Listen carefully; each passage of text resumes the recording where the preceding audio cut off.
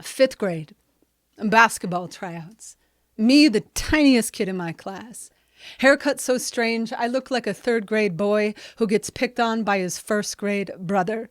Sprinting from the sideline to center court, I fell down 2 times because planes can't fly with the pilot's eyes on the wings, and I couldn't run without staring at my shoes, my brand new shoes, white as Isaiah Thomas's teeth when he smiled, and he always smiled, soaring towards the rim like a kite, the other team's coach screaming for a second string. If I'd been Jordan, I might have called my shoes Fly. Like Jordan flew, whole world staring at his wings, whole world falling at his feet. But I was who I was, so I said, neat. These shoes are so neat, I said to my mom, begging her to buy them the night before tryouts in Ames department store, which was just as good as the stores they had in towns big enough to have malls. But I was from Calais, Maine.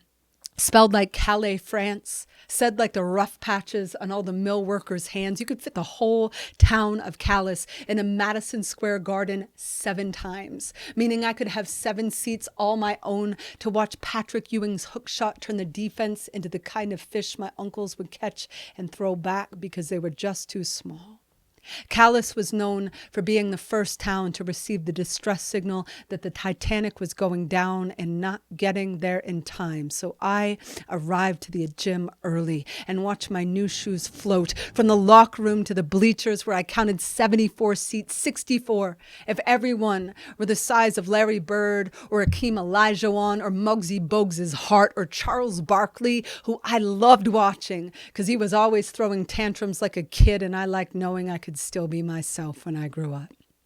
I was on the baseline, waiting for the coach to blow the whistle for the sprint when Jamie Lord threw a chest pass of words directly at my face. "Andrea's wearing plastic shoes," she belted, till I was triple teamed by laughter. The other kids repeating, "Andrea's got plastic shoes." Up until then, I hadn't known what leather was. Didn't know the rule that killing something made it worth more, and my shoes had never screamed and therefore would never bleed the word cool all over the court. For a moment, basketball was a moon. I wished I could deflate, to turn back the calendar to Ames department store right before my mother's crescent grin said, "Yeah, kiddo, those shoes are pretty neat. I guess you can have them." But I couldn't turn back time. So I tried to think of something smart to say, something Magic Johnson would have said if trash talking had earned him his name. But I was a mismatch for mean, had no chance of blocking mean shots. Mean jab stepped, and I was fooled into benching my joy, into benching the truth that I loved my shoes more than Isaiah Thomas loved his teeth when he bit the cork off the champagne 3 years in a row for Detroit, a city that would keep those trophies as their gold when the last factory closed its doors. In the 5th grade, defense was still the weakest part of my game. So hit by a hard foul of laughter, I ignored my heart's referee, looked at Jamie Lord, then down at the floor and said, "I hate these shoes. Hate them. They're just the stupid ones I'm wearing until my good ones come in the mail." And maybe it was something about knowing it wouldn't be the first time I deny loving something I loved.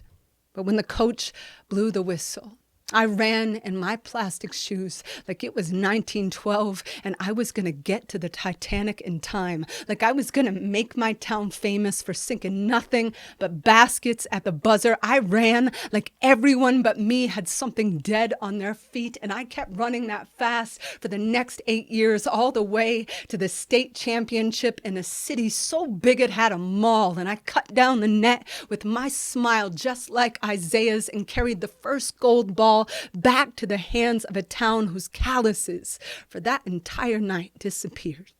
And the next week in the mail, I got a letter from a college I had dreamed of playing ball at ever since the ball had been bigger than me, and because I knew I wasn't allowed to spend 4 years studying only my jump shot, I said, "I guess I'll learn to write some poems while I'm here."